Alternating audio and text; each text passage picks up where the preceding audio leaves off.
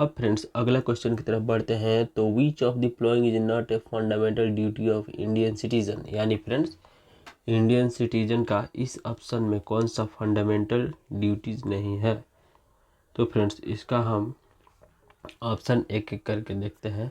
To respect the constitution and its ideals, okay. Option B, to uphold protect the sovereignty unity and integrity of India, ये भी friends correct है और ये fundamental duties of Indian citizen है। Option C, promote harmony and spirit of brotherhood amongst all the people, yes. तो friends एक दूसरे में भाईचारा को प्रमोट करना ये भी तो हमारे इंडियन सिटीजन का फंडामेंटल ड्यूटी है। तो फ्रेंड्स यहाँ पर ऑप्शन डी लग रहा है कि ये आंसर नहीं होगा। ये फ्रेंड्स टू पे taxes regularly it's not a fundamental duty of Indian citizen, इसलिए हमारा करेक्ट ऑप्शन हो जाएगा इस क्वेश्चन के कंटेस्ट में ऑप्शन डी, क्योंकि फ्रेंड्स यहाँ पर नॉट बोला गया है, ओके।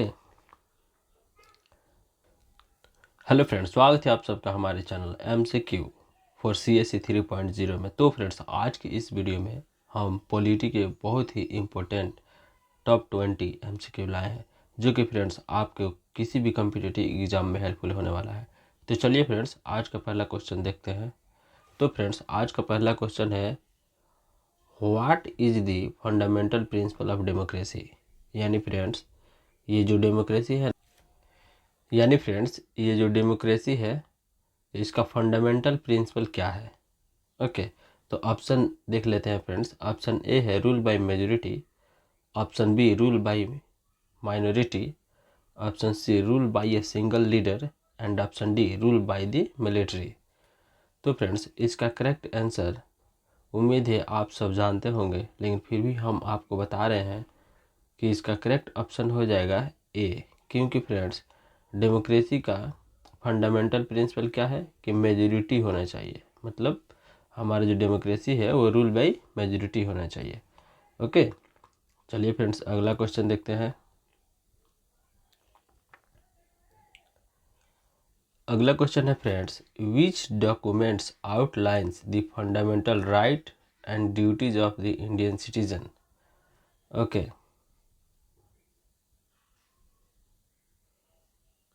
ओके तो फ्रेंड्स फंडामेंटल राइट और ड्यूटीज ऑफ इंडियन सिटीजन किसी डॉक्यूमेंट के अंदर आउटलाइन किया जाता है, ओके। तो ऑप्शन ए है friends preamble, option be the constitution, option see the declaration of independence, option D magna carta।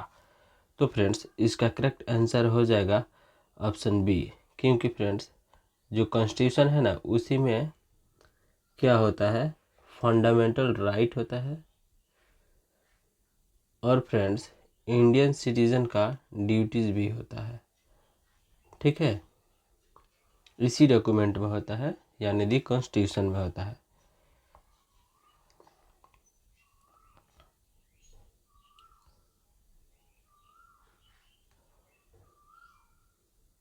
अगला क्वेश्चन है friends, who is considered the father of the Indian constitution, यानी friends Indian constitution का हम father किसे बोलते हैं, okay. तो option A है Mahatma Gandhi, option B Jawaharlal Nehru, option C doctor BR Ambedkar, option D Sardar Vallabhbhai Patel. तो फ्रेंड्स इसका करेक्ट आंसर हो जाएगा ऑप्शन सी, यानी डॉक्टर BR अम्बेडकर को हम लोग फादर ऑफ इंडियन कॉन्स्टिट्यूशन के नाम से जानते हैं, ओके।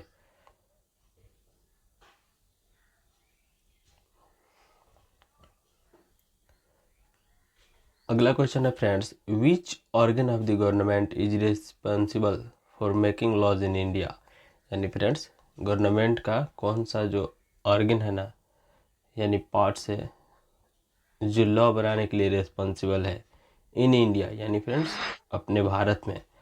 तो ऑप्शन देख लेते हैं फ्रेंड्स। ए है judiciary, option C executive, option C legislature, option D bureaucracy. तो फ्रेंड्स आप देख पा रहे हैं ऑप्शन बी जो है ना वो एग्जीक्यूटिव है। तो एग्जीक्यूटिव तो फ्रेंड्स लॉ को इम्प्लीमेंट करता है और जुडिशियरी होता है ना फ्रेंड्स तो जस्टिस देने का काम करता है, और ब्यूरोक्रेसी फ्रेंड्स हम सब जानते हैं कि वो एडमिनिस्ट्रेशन का पार्ट होता है। तो इसलिए यहाँ पर हो जाएगा फ्रेंड्स आपका ऑप्शन सी, यानी ऑप्शन सी, जो लेजिस्लेचर है ना वो किस काम के लिए रिस्पॉन्सिबल होता है फ्रेंड्स? तो मेकिंग लॉज के लिए। ओके, अगला क्वेश्चन देखते हैं फ्रेंड्स।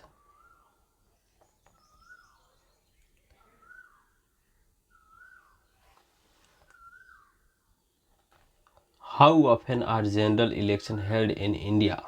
यानी friends, general election in India Bharat में कितने साल के बाद होता है? ओके, यानी कितने टाइम के बाद होता है?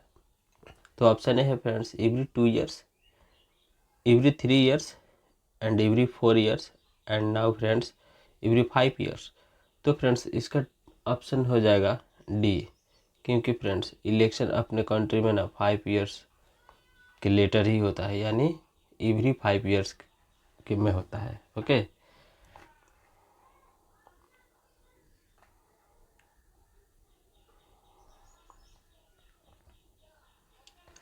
अगला क्वेश्चन है friends, what is the term use to describe government in which a single person holds unlimited power?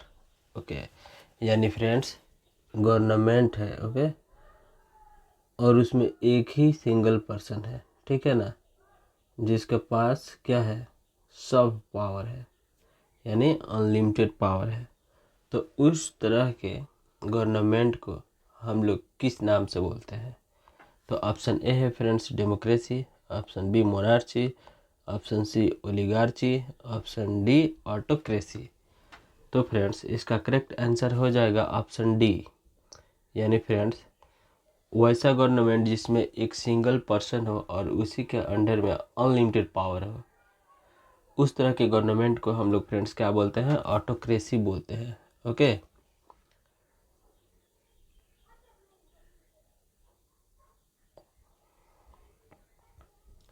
अगला क्वेश्चन देखते हैं friends, which of the following is not a level of government in India? यानी friends government of India का level होता है, ठीक है, level मतलब फ्रेंड्स 1 लेवल, 2 लेवल, 3 लेवल, इस तरह से।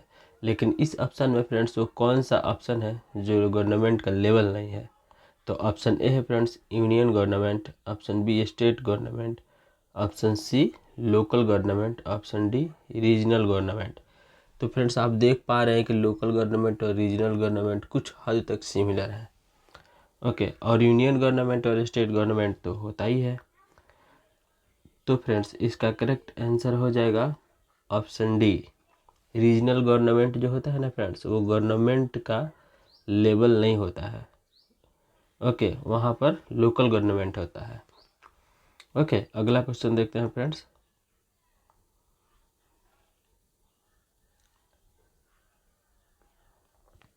What is the minimum age for voting in India?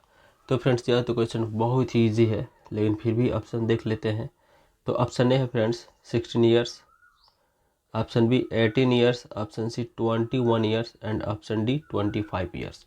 यानी फ्रेंड्स इंडिया में वोट करने का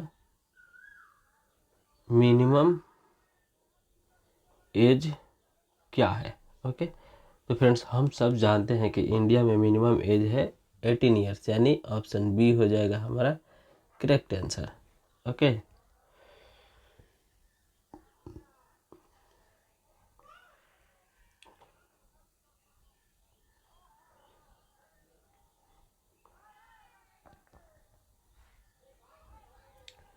अगला क्वेश्चन है friends, which of the following is not a fundamental right granted by the Indian constitution? यानी फ्रेंड्स इंडियन कॉन्स्टिट्यूशन जो है ना, आईसी इंडियन कॉन्स्टिट्यूशन हमारे फंडामेंटल राइट्स को गारंटी देता है। लेकिन फ्रेंड्स यहाँ पर क्वेश्चन है not a fundamental right guarantee, यानी फ्रेंड्स इंडियन कॉन्स्टिट्यूशन जो है ना वो कौन सा फंडामेंटल राइट को कंसीडर नहीं करता है? तो ऑप्शन ए है friends right to equality, right to education, right to property, right to freedom speech.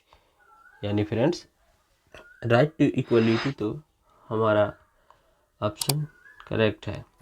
Okay, education भी करेक्ट है, क्योंकि फ्रेंड्स ये भी हमारा राइट टू फंडामेंटल है और कॉन्स्टिट्यूशन के द्वारा गारंटीड भी किया गया है, और फ्रीडम ऑफ स्पीच भी है। लेकिन फ्रेंड्स यहाँ पर राइट टू प्रॉपर्टी जो है ना ये हमारा फंडामेंटल राइट गारंटी नहीं किया गया है इंडियन कॉन्स्टिट्यूशन के द्वारा, इसलिए फ्रेंड्स ऑप्शन सी हो जाएगा करेक्ट आंसर। ओके,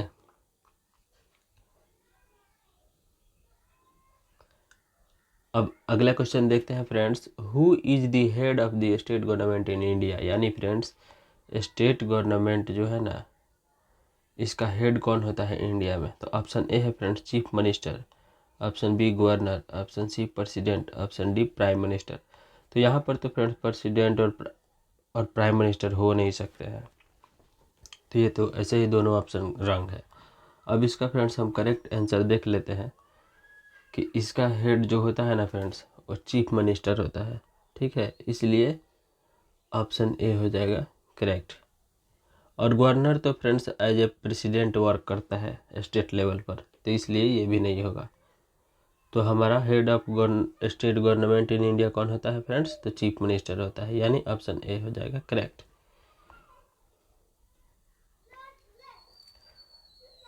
अगला क्वेश्चन है friends, what does the term separation of powers refer to. यानी फ्रेंड्स सेपरेशन ऑफ पावर्स जो टर्म है ना, यह किस चीज़ को इंडिकेट करता है। ओके, तो option A friends division of powers between different levels of government, option B है friends division of powers between legislature, executive and judiciary, option C division of powers between political parties, option D division of powers between rich and the poor.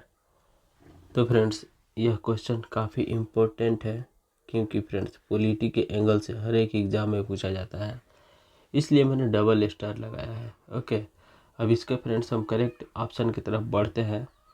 तो इसका correct option हो जाएगा friends B, यानी division of power से between, किसके between में है friends, तो लेजिस्लेचर में, एग्जीक्यूटिव में एंड जुडिशियरी में।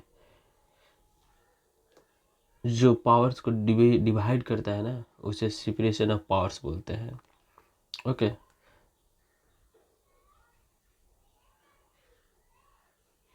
अब फ्रेंड्स अगला क्वेश्चन की तरफ बढ़ते हैं। तो which of the following is not a fundamental duty of Indian citizen. यानी फ्रेंड्स इंडियन सिटीजन का इस ऑप्शन में कौन सा फंडामेंटल ड्यूटीज नहीं है। तो फ्रेंड्स इसका हम ऑप्शन एक एक करके देखते हैं। To respect the constitution and its ideals. Okay, option B to uphold protect the sovereignty, unity and integrity of India. ये भी फ्रेंड्स करेक्ट है, और ये fundamental duties of Indian citizen है। Option C promote harmony and spirit of brotherhood amongst all the people. Yes, तो friends एक दूसरे में भाईचारा को प्रमोट करना, ये भी तो हमारे इंडियन सिटीजन का फंडामेंटल ड्यूटी है। तो फ्रेंड्स यहाँ पर ऑप्शन डी लग रहा है कि ये आंसर नहीं होगा। ये फ्रेंड्स टू पे taxes regularly it's not a fundamental duty of Indian citizen, इसलिए हमारा करेक्ट ऑप्शन हो जाएगा इस क्वेश्चन के कंटेस्ट में ऑप्शन डी, क्योंकि फ्रेंड्स यहाँ पर नॉट बोला गया है। ओके,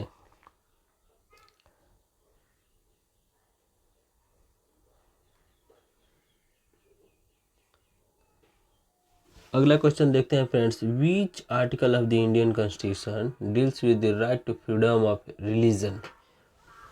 यानी फ्रेंड्स यह क्वेश्चन काफ़ी इम्पोर्टेंट है, क्योंकि यहाँ पर आर्टिकल के बारे में बोला गया है, ठीक है ना, कि वो इंडियन कॉन्स्टिट्यूशन का कौन सा वो आर्टिकल है ना जो right to freedom of religion के साथ क्या करता है फ्रेंड्स, डील करता है।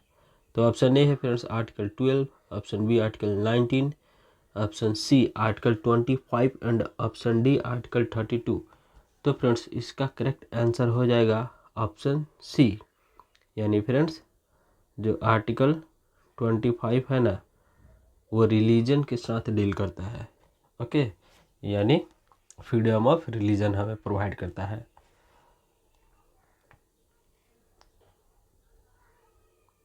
अगला क्वेश्चन है friends, what is the term is to describe the power of judiciary to declare laws unconstitutional. यानी फ्रेंड्स वह कौन सा टर्म है ना जो डिस्क्राइब करता है जुडिशियरी को पावर को और डिक्लेयर करता है कि ये जो लॉज है ना अनकॉन्स्टिट्यूशनल है, यानी फ्रेंड्स ये कॉन्स्टिट्यूशनल लॉ नहीं है।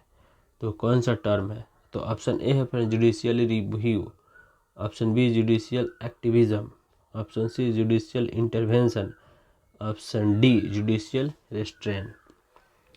तो फ्रेंड्स इसका करेक्ट आंसर हो जाएगा जुडिशियल रिव्यू, यानी ऑप्शन ए, ये है जुडिशियल रिव्यू। जो टर्म है ना फ्रेंड्स, वह क्या बताता है? Power of the judiciary to declare laws unconstitutional, यानी फ्रेंड्स जुडिशियरी के पास ये पावर देता है कि किसी भी लॉ को अनकॉन्स्टिट्यूशनल डिक्लेयर कर सकता है अगर उसे ऐसा लग रहा है तो। ओके, अब फ्रेंड्स हम अगला क्वेश्चन देखते हैं। What is the tenure of the president of India, यानी फ्रेंड्स जो प्रेसिडेंट ऑफ इंडिया है ना, वह कितने ईयर के लिए इलेक्ट होते हैं, ठीक है ना। तो ऑप्शन ए देख लेते हैं friends 5 years, option B 4 years, option C 6 year and now option D 7 years. तो फ्रेंड्स इसका करेक्ट आंसर हो जाएगा 5 ईयर्स, यानी ऑप्शन ए।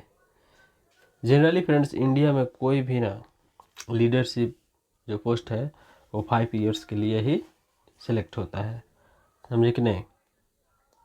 तो इसलिए यहाँ पर 5 ईयर्स हमारा करेक्ट ऑप्शन होगा। अगला क्वेश्चन देखते हैं friends. Who appoints the chief justice of India. देखिए फ्रेंड्स ये भी क्वेश्चन तो काफ़ी इजी है लेकिन मोस्ट रिपीटेड क्वेश्चन है फ्रेंड्स, तो इसलिए यहाँ भी आप स्टार लगा सकते हैं, ठीक है ना। तो इसका ऑप्शन देख लेते हैं फ्रेंड्स कि जस्टिस ऑफ इंडिया को कौन अपॉइंट करता है। ऑप्शन ए है friends the president, option be the prime minister, option see the supreme court, option D the parliament. तो फ्रेंड्स इसका करेक्ट आंसर हो जाएगा द प्रेसिडेंट, यानी ऑप्शन ए। ये जो प्रेसिडेंट है ना फ्रेंड्स वो चीफ जस्टिस ऑफ इंडिया को अपॉइंट करता है। ओके,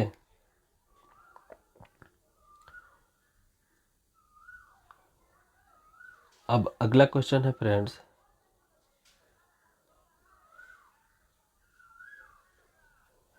अब अगला क्वेश्चन है friends, which of the following is not a directive principle of state policy in India, यानी इनमें से कौन सा directive principle of state policy in India नहीं है इन ऑप्शन में। तो देख लेते हैं फ्रेंड्स। ऑप्शन ए है promotion of international peace and security, option B equal pay for equal work, option C protection of the environment, option D promotion of educational and economic interest of scheduled caste, scheduled tribes and the other weaker section। अब friends इसमें कौन सा जो है ना option जो not directive principle of state policy, यानी state policy का डायरेक्टिव प्रिंसिपल नहीं है, तो फ्रेंड्स इसका करेक्ट आंसर हो जाएगा ऑप्शन ए। ऑप्शन ए जो है ना फ्रेंड्स वह promotion of internal peace and security, ये directive principle of state policy in India नहीं है। ओके, क्योंकि फ्रेंड्स क्वेश्चन में नॉट बोला गया है। बाकी friends equal pay for equal work है, इन्वायरमेंट का प्रोटेक्शन करना भी है, और ये एजुकेशन इकोनॉमिक इंटरेस्ट शेड्यूल का schedule tribes and other weaker section को प्रमोशन करना भी directive principle of state policy in India है। ओके,